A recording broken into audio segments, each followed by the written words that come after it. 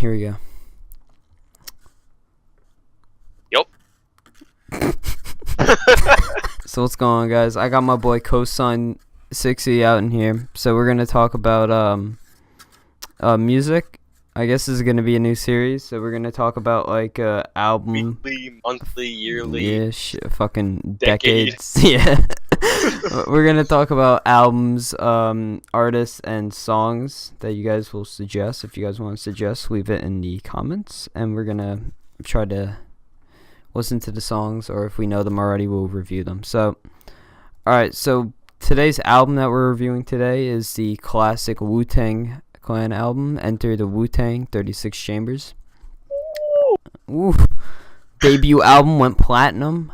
This album was released in 1993. Is that the year? Yep. Alright, that's the year. And what we're going to be doing is we're just going to be going from track to track and say what we like about the albums and what we not the album, but what we like about the songs on the album, and what we don't like about the songs, what we found interesting and all that. Cosign 60 over here knows more about Wu-Tang than me, so I'm going to be pretty bad. I'm just going to talk about production shit and stuff that I liked about the album. Yeah. And you know, like, how to read sheet music, and I don't. Oh, yeah. Something along those lines. I don't know anything. Yeah, I had to pull up the sheet music for Wu-Tang Clan real quick. That's all the crescendos, you know. Yeah, all the dynamics by Old Dirty Bastard's hooks, because you know that shit be like all over the place. His bass line is like an ear rape meme on all of his solo stuff. No, that's Wu-Tang 7 Chambers with that ear rape bass. What you know about it? Alright. First song on the album, Bring the Ruckus. Frank, you can go first if you want to talk about what you like about the song. If you want me to, first I'm gonna give you my perspective in comparison to the overall album. The rest of the songs in the album are worse than this song. I'm just putting it out there. This is like probably my third or second favorite song on the entire album. Yeah, I agree. Only because like mainly the beat drives it for me, but the verses are kind of hard. Yeah, I guess what you're saying. I'm trying to remember the order, just making this kind of awkward of like who went. I know for a fact the chorus, which I think is the best part of the song, personally in my opinion, was RZA. So I know he did the chorus. I think here I got it. The first verse was Ghostface Killer. Do you want to talk about his verse? Yeah, shit was hard. Yeah, shit was hard. I thought it was a unique rhyme scheme. I've barely ever hear anyone talk about verse, worse, hearse, you know, shit like that. I thought that was nice, and I like the Actually, I kind of like almost African imagery. Like it talks about elephant tusk, Egyptian shit. I don't remember. Oh yeah, your head rush, fly like a Egyptian musk. Yeah, like I like how he themes his bar, and that's like in his solo stuff too. He's actually just a great rapper. But yeah, I agree with that. I'm just gonna leave it at that's one of either my second or third favorite song on the album, and there's not too much nitpicking about it. Yeah. Raekwon's verse is pretty good too. Raekwon's verse, yeah. This shit's pretty hard. But definitely, I think the best parts about this song are definitely RZA's chorus, the beat, Inspector Deck, and Ghostface Killer's verses. I think are probably the highlights of this song. Overall, a pretty good album, pretty good song to start the album off. I think this is a perfect intro. I'm kind of a GZA fanboy. Like I kind of think he kind of carries Wu-Tang in a lot of songs, and this song doesn't have GZA. So GZA's in this. I think he's in the last verse. Oh, you're right. Yeah, he has the part where he goes Oh, what was it? New recruits. I'm fucking up MC troops. How long? Oh, new recruits. I'm fucking up MC troops. I break loose and tramp shit. Yeah. That's what I say. Because I always think that he carries it. Because I just love his flow. I like his voice too. But I was gonna say, like, without him, but no, they do got him on that song. Yeah. but still, that's what makes it good, I guess.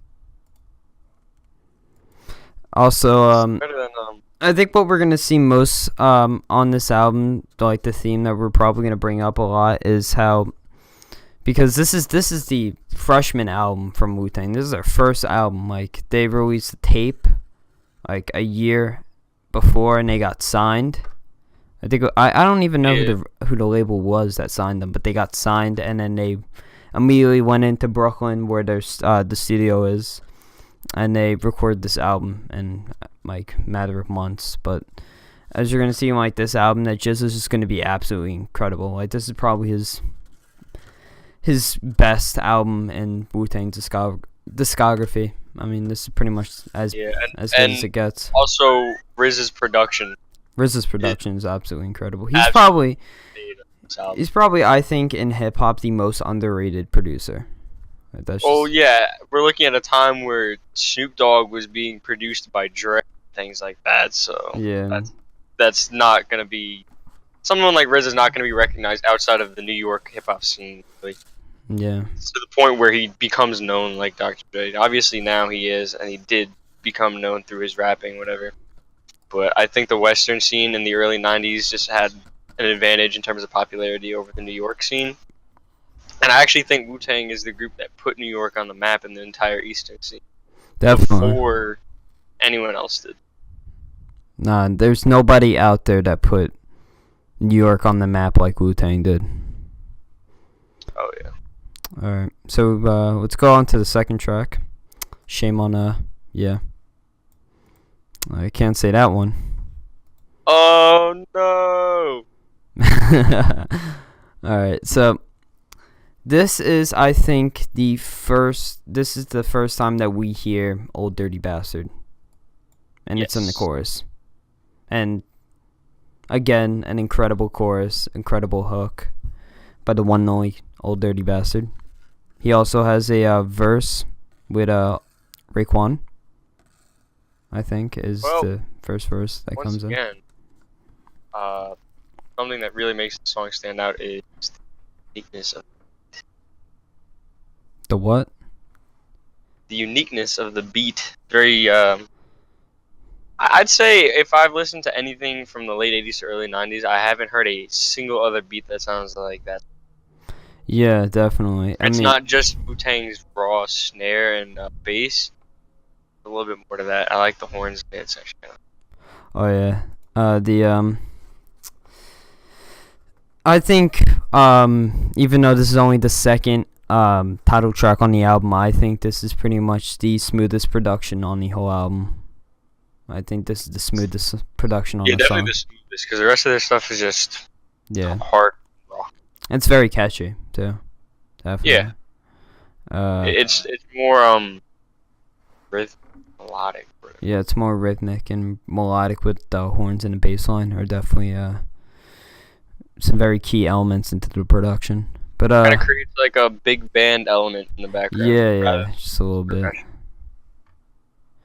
And Method Man's verse on this song is absolutely insane. What? Method Man's verse on this song is absolutely insane. You keep on cutting out. Really? Yeah. Hold it for longer. Oh, no. I was saying Method Man's verse is actually insane on this song. Oh, it's insane. Oh, okay. Yeah. Who else has a verse? It's Dirty Bastard. ODB and Raekwon first, then Method Man, then ODB, then Raekwon, of course again, and then ODB has the last verse. That's how that song goes. Yeah, pretty much like the outro of the song. The song is very, very short. It's like 3 minutes long. It is. But, I mean, beat is absolutely crazy on the song. Definitely, the highlight of this song is definitely the production. And the chorus, too. I mean, ODB... I think Method Man's verse is the highlight of it, because it fits perfectly over the entire. That's something Method Man could do. He's so versatile, and he could, like, his flow is so moldable. Really, fit any production or any beat, any scene you put him in, you could probably fit in. Like, Method Man's one of the few New York rappers I could say would succeed if he was on like the West Coast. Definitely. Him and Jizza, I think, are the two that would probably survive West Coast rap if they were West Coast, not East Coast. But, I mean, alright, that's really it for this one. Let's go to the... Yeah, that's another one where, like, in terms of negatives, if you want to talk about. I can't say any negatives yet. I mean... I really don't have any. There's only a couple of them on the on this album that I can give negatives to, and I'll... Yeah. Really, so far, the first few songs are just bangers, so... Yeah, alright.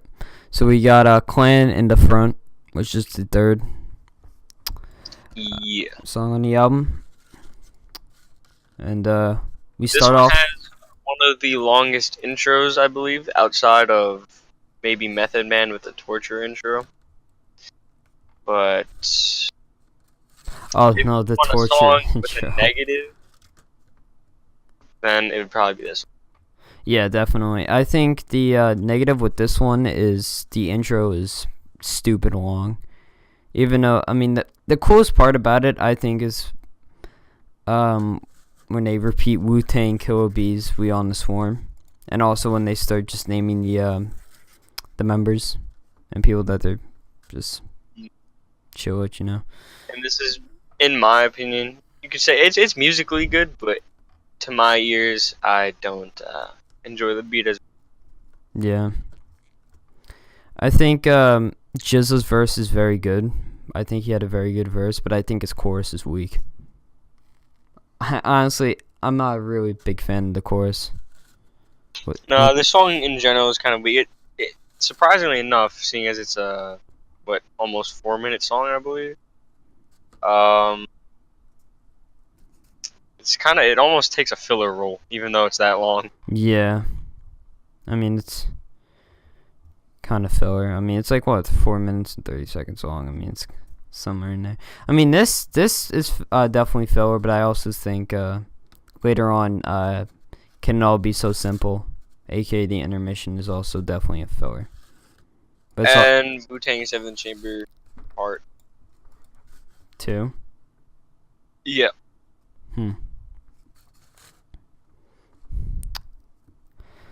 Alright, so... well, the next one would be the first one.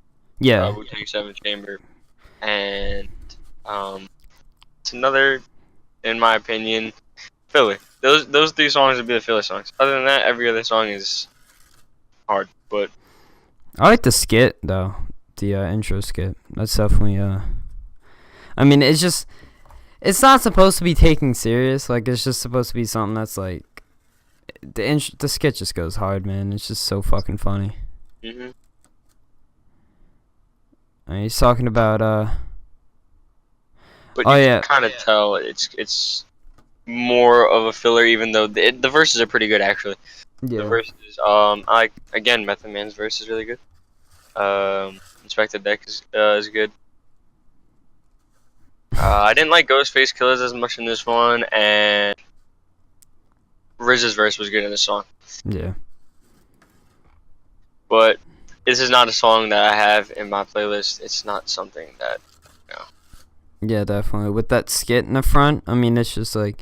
It's a song that you listen to if you're listening to the whole album. Yeah, maybe an exception to that would be kind of relaxing and you don't care. Yeah. Like, any song that comes on, you might just leave it on. Yeah, but this is something that you probably won't bump every single day when you put on your playlist. But I think that the funniest fucking part of this whole skit was when they were talking about how who the fuck was that guy? They were saying like, oh, this guy got shot. He's like, he's laying there like a fucking newborn baby, and then like out of the blue, just Method Man just comes up. He says, "Is he dead?" Yeah. That shit was so fucking funny. Just Ghostface Killer just goes like, "What the fuck do you mean, is he dead?" Man's laying there with all types. That's the thing is like, all right, I don't listen to this song, but like, It's just I don't funny see as many fuck. negatives to it. Yeah, I mean, So, it all comes down. It's actually almost so good that it just comes down to personal preference. yeah, definitely. Godlike. It's like, it's one of those songs that like you either love it or hate it. You don't have any in between. Yeah, no. All right. Next song, Can It All Be So Simple? Can It Be Also Simple, which is also called the intermission, which starts off with a skit about how RZA and Ghostface were talking about the good old days. That skit, that's like a minute long or something like that, with 30 seconds long. And it's another fairly long song. It's similar to the Seventh Chambers. Yeah, it's like 7 minutes long. Around 7. Yeah.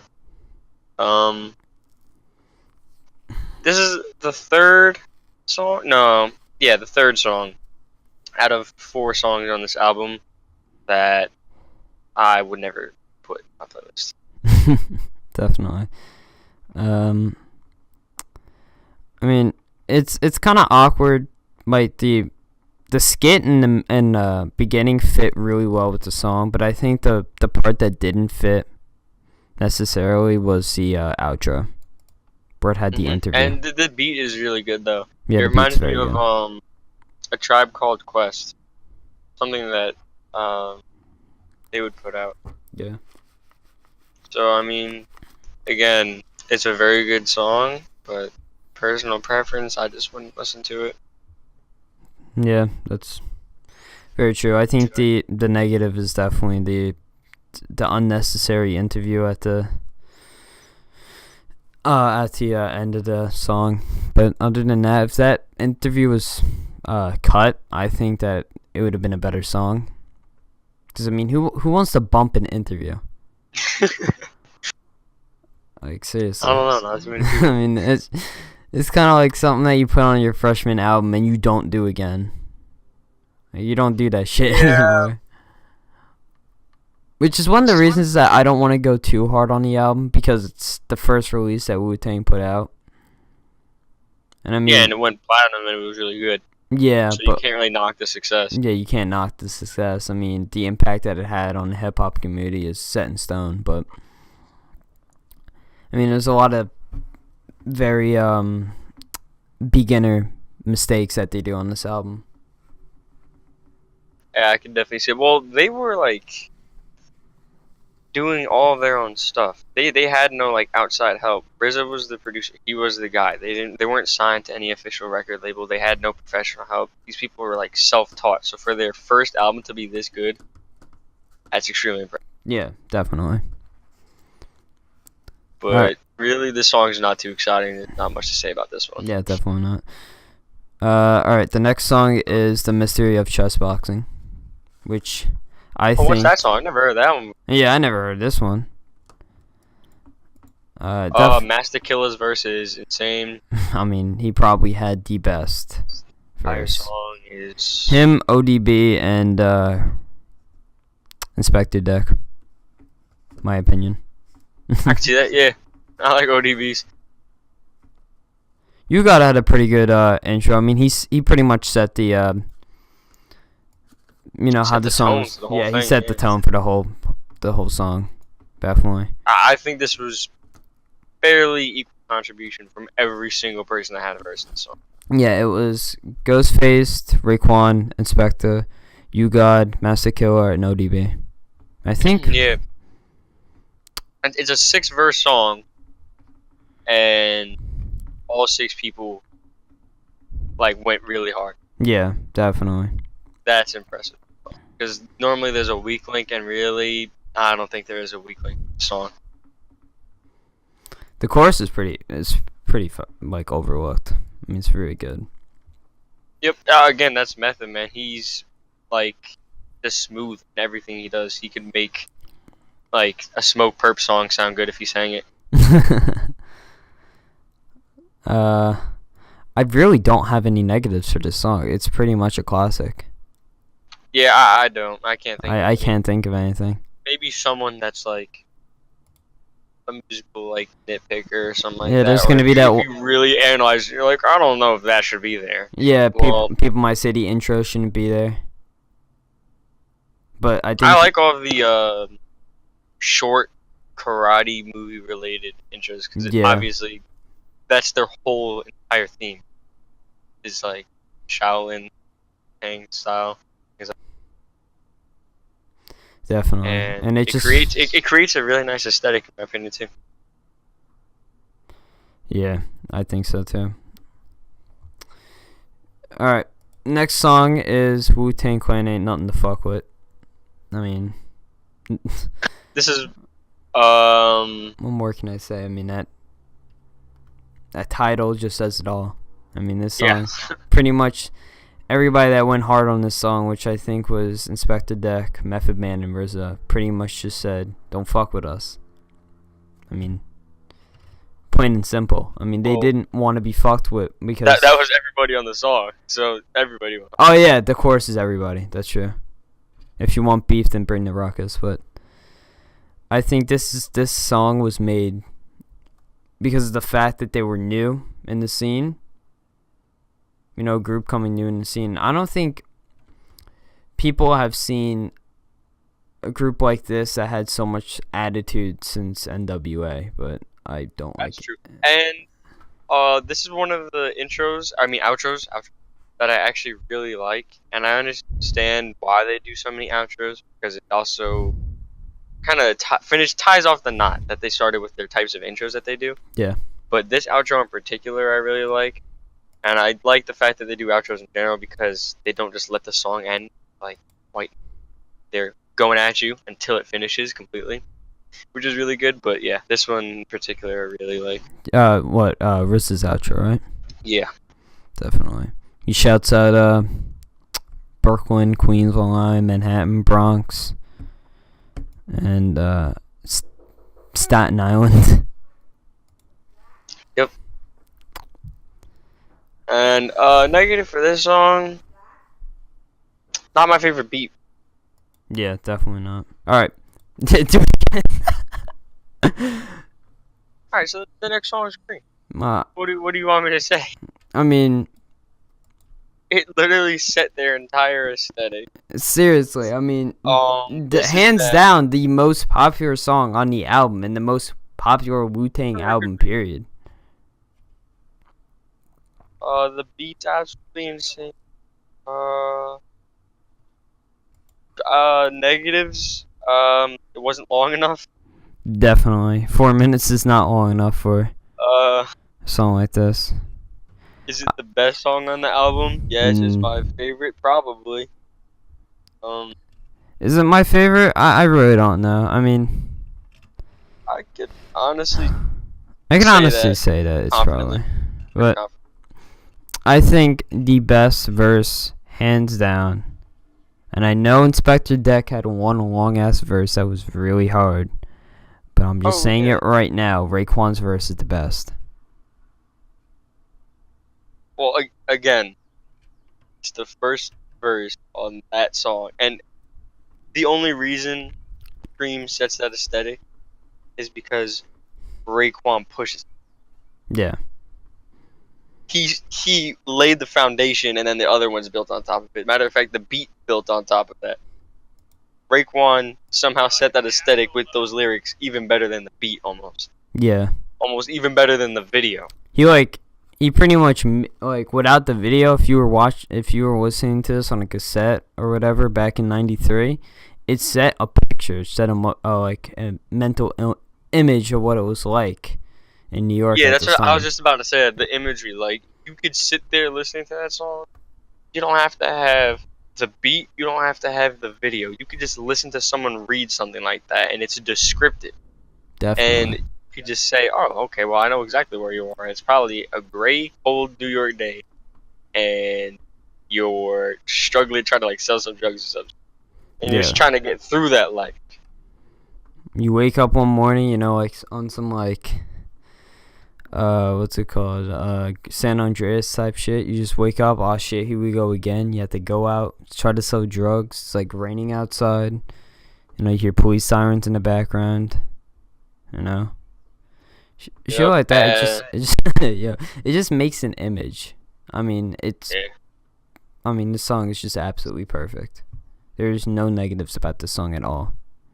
Nah, I think that's kind of all we can say about it. Like nothing. Next up, though. Method Man. I mean. The bloody version is terrible. Yeah. No one likes the torture intro. Yeah. Talking ball torture. Radio edits a lot better without that intro. But this is a deserved song because Method Man just going off for 5 minutes. Seriously. Why not? I mean, nobody else has anything in it except like the outros and the In the intro. the chorus and intro. Yeah, other than that, it's all Method Man. No, wait, the chorus is Method Man. He deserved this song to himself because, like I said, I'm even guilty of this. I said Jizza carries Wu-Tang. That's from personal preference, but Method Man has the best flow out of all of the Wu-Tang members. Again, like you mentioned before, smooth. Definitely. So smooth. He's definitely the most melodic and talented Wu-Tang member, in my opinion. Who do you think is the best Wu-Tang member? Jizza, but Method Man's either second or third. Because I like having RZA up there. But what about ODB? He's musically good, but not lyrically as good. Right. I kind of prefer the lyrics over, but it depends. And the wordplay, definitely. Yeah, in terms of Wu-Tang, a lot of their beats are going to be good. So a lot of their solo stuff too. So it doesn't really matter. They're all good. They all have good beats by themselves and as a group. So I kind of don't. For Wu-Tang specifically, I don't pay attention as much to the beats and the music. I kind of want to pay attention to how they can rap over those beats. Because you know the beat's going to be good. It's Wu-Tang. Yeah. But if you want to rank the members, how can you spit over that beat? So for me, that's why I got Jizza, Method Man, and RZA up there.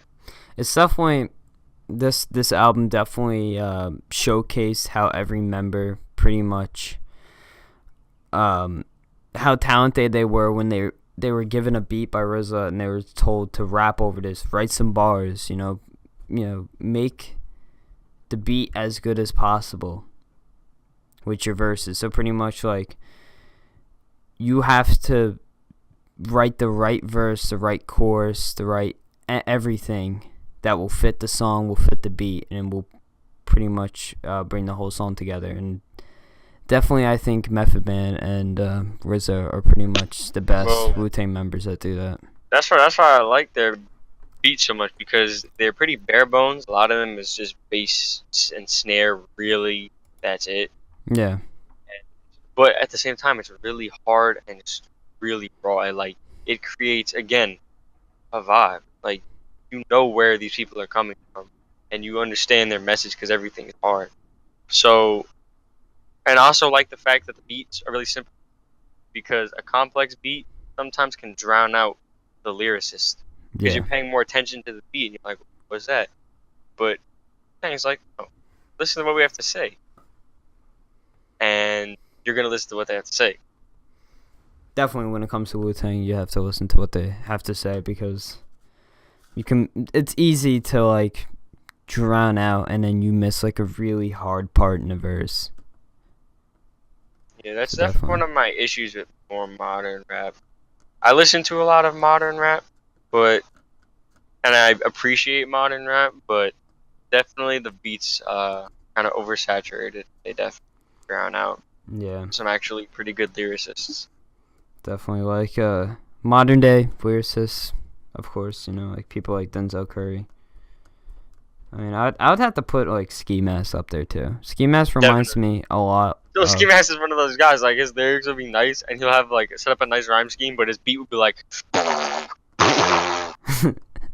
and I'll listen to it, but then like I'm paying more attention to like crazy stuff in the background.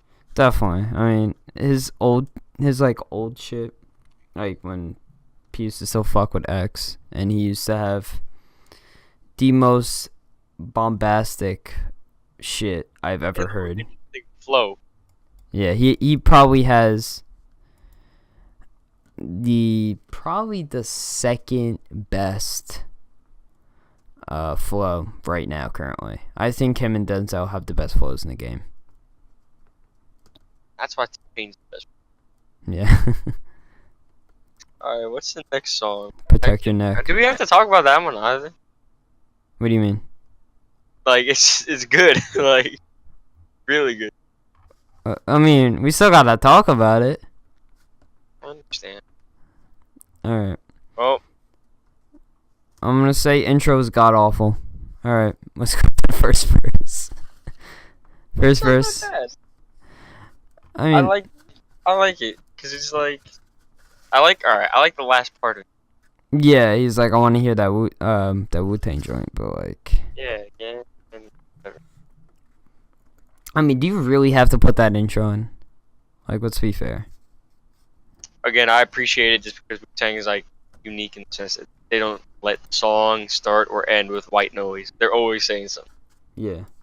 I think they need an intro because like I said, a lot of their beats are bare bones. So like, what are you gonna listen to for like 30 seconds before the song starts? You want to hear a little bit of something. So that's why I think that's the intros true. are nice.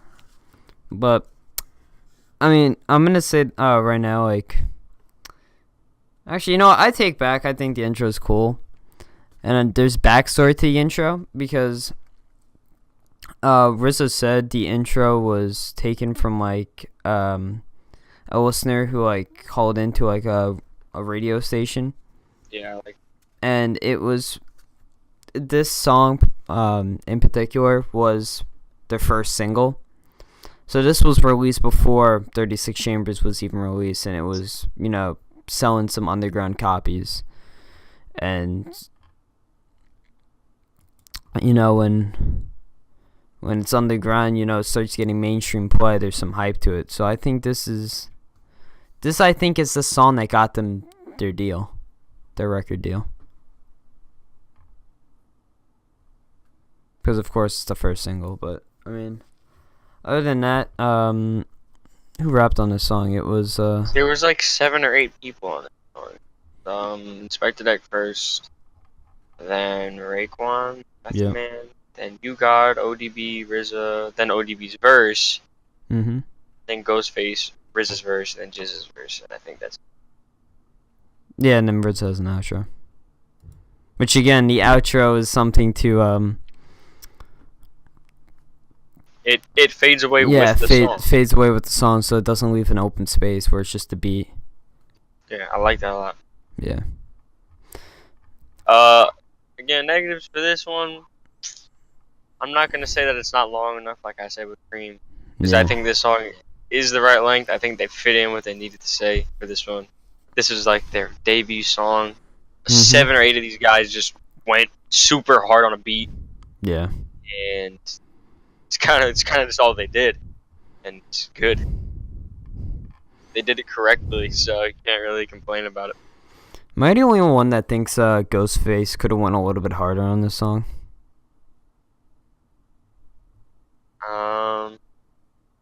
Not sure. I mean, hey, every song is different. Maybe he was just tired. He was writing. Yeah, maybe he had a different verse, but I don't know. It kind of felt like when you have all these great verses in this song. You thought his was more like lackluster? Yeah, definitely. I don't know. I'm kind of not trying to like bring him down. Yeah, no, but like I'm kind of indifferent on that one. Like I think the song as a whole just works. So yeah. I kind of don't pay attention. That's understandable. All right, next song, Tears. It's kind of a sad song. This is really a fucked up song. I like one of the. I believe this might have been one of the first, but I'm not gonna say that because I could be wrong. But the vocal samples, like it's singing in the background as part of the beat. I like a lot of rap songs that do that, like A Lot by 21 Savage. A lot of Kanye songs have that. Definitely. I mean, I think most of Kanye's discography is like 60s female singers. Some really good samples. Really good samples. And I'm not sure what the sample is. But it's crazy. This sample, I have it right here. The keyboard sample in the intro was Wendy Renee's 1964 song After Laughter Comes Tears, which is pretty much the chorus of the song. Yep. Alright. And fun fact about the song, I mean, you would probably know this is actually the first Wu-Tang song recorded by RZA and the Clan. Like, this is the first song they recorded.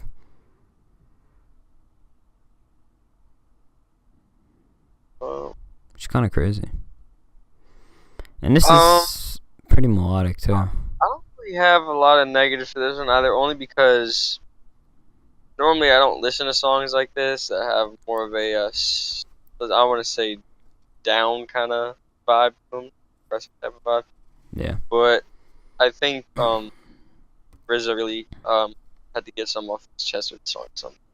Definitely. This is a song definitely that, if it were to come down to, like, should you put this on the album, because of, like, how mellow it is and how it kind of, like, breaks the album a little bit, like, puts the album's, like, rawness, and not rawness, but, like, you know, hardcoreness on a halt, I would say yes, you have to put this in the album. I mean, this is a song that needed to happen.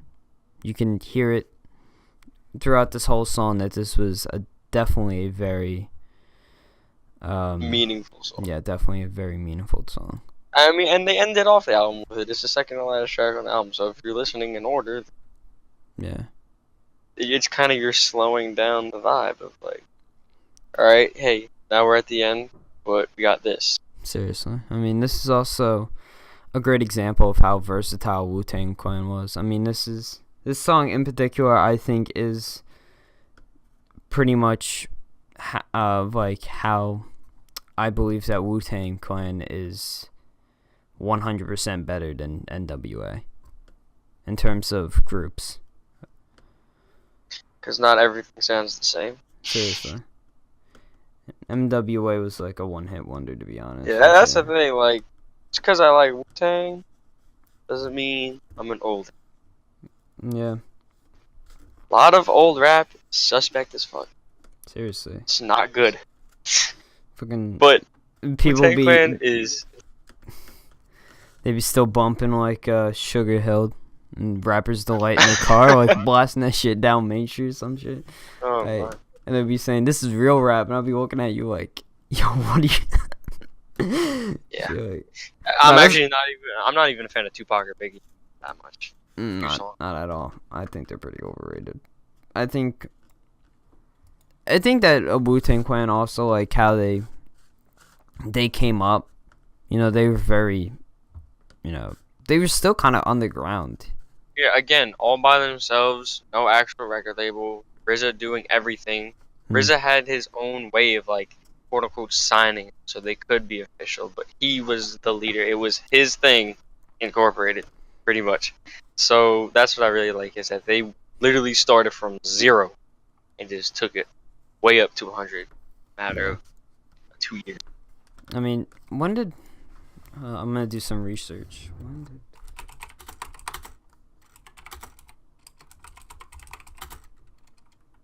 Because I remember they had plans to make the group like 6 years before this album, I think. And RZA had something, I think it was called the 5-year plan. And he said, within 5 years, we're going to be hip-hop superstars. Yeah. He goes, I know how I'm going to do it. And he didn't reveal it to anybody in the group, and he didn't reveal it to the public. But you could assume it worked. So they became hip-hop superstars in 5 years. So yeah. So this is on Wikipedia, so I'm stealing it. It says, despite its raw underground sound, the album has surpassed chart success, peaking at number 41 on the U.S. Billboard 200 charts, selling 3,000 copies in its first week in sales. By 1995, it was certified platinum by the Recording Industry Associations of America, as in October of 2018, so this was recent. It was certified triple platinum. So that just shows its longevity. I mean, it's going triple platinum after what? More than 20 years. 20 years after the release of the album. I mean, it's about to be 30, right? By the time we're in college, yeah, it's gonna be 30 years old, and it's still the most important and crucial hip hop album of all time. Yeah, it's actually extremely impressive. But the last song on this album is gonna be the 7 Chamber Part 2. Yeah. And we kind of already talked about it during the Part 1, where I was just like, it's God. That's not it. Good morning, Vietnam. Head ass. I mean, isn't all the verses in this song the same as what's that other one? Seven Chambers? I mean, isn't it pretty much like the same verses, maybe a little bit different, but it's like the same verses on a different beat? Yeah. I mean, again, it's the same thing as part one. yeah, Not bad. Am I gonna listen to it? Oh. No. It's just kind of at the end of the album. I feel like it was kind of just glue sticked on at the end. Like, oh, maybe this will stay. Make it a nice round, or not round, but even 12. Say, all right, well, boom.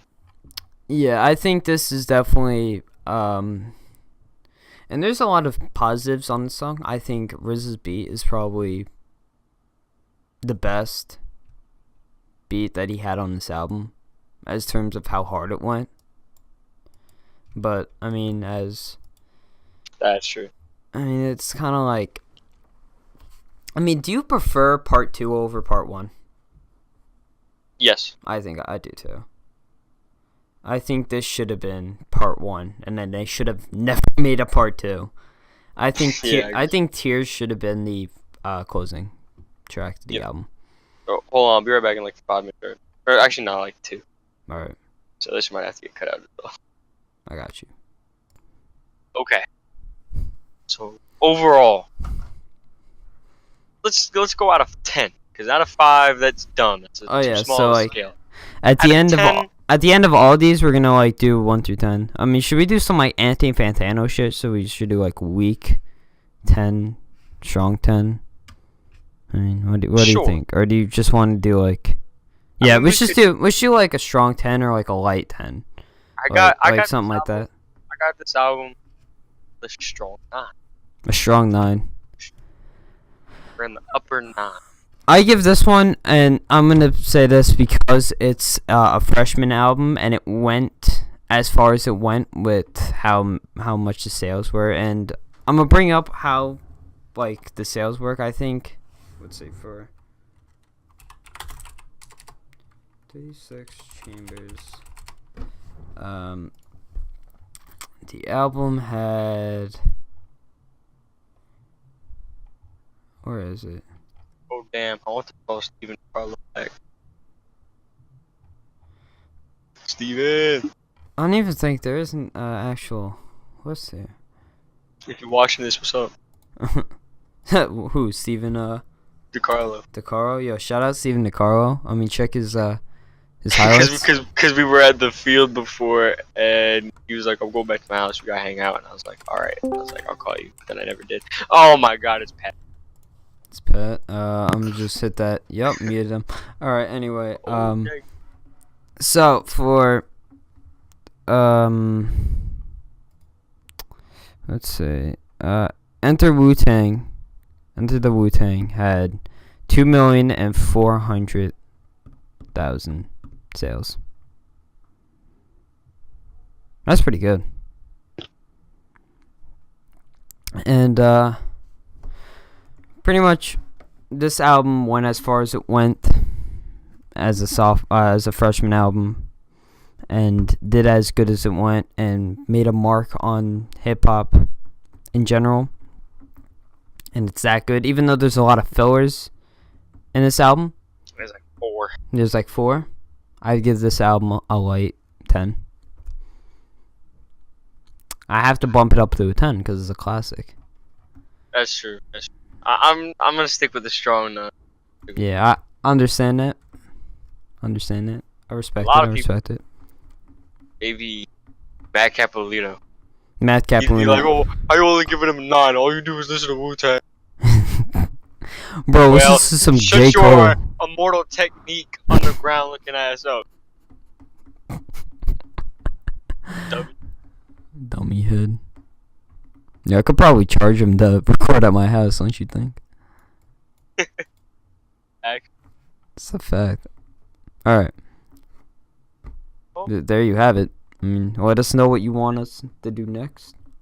Either let us know or you can let us know and we're just not gonna do it. Yeah. Because we were like the list things we would do. Yeah, And we all already of the know what we're music gonna that do. we knew apparently like flew out of our head, and we both like because it was like, whoa, what would you review right now? So we were gonna review old stuff and newly released stuff. So yeah, we won't just do like some like, you know, like masterpiece albums. Like you can give us like a really fucking out of there like you can give us the Ariana Grande album and we'll fucking review it. It might not be a good review. Yeah, it might be a good review. I might give it a not good. I might give it a strong 0. Seriously. And -2. There you go. Pat knows what's up. Give that shit a -2. A strong -2. You could give me some hippie Portland indie stuff. Give us from like Mac DeMarco's Baby Sister, and I'll listen to it. Is it gonna be a strong 10? Is it even gonna be above 5? Probably not. Probably not. But just let us know in the comments. Give us some fucking Cardigans or some shit. Let us review Loveful. Oh fucking That's god. A strong 100. That's 1,000 right there. So let us know. I mean, we probably already know what we're gonna do next. Fucking, let's see Sgt. Pepper's Lonely Hearts Club Band. We should do that next. And seriously. Enough with recommendations. We're not doing. Yeah, fuck your recommendations. Opinion doesn't matter. Y'all are some shitty ass fucking. Oh, that is a picture of. Wow. All right, that's an interesting picture. Thank you, Pat. Very cool. All right. I think that's it. Yep. Well, bye. Fuck off.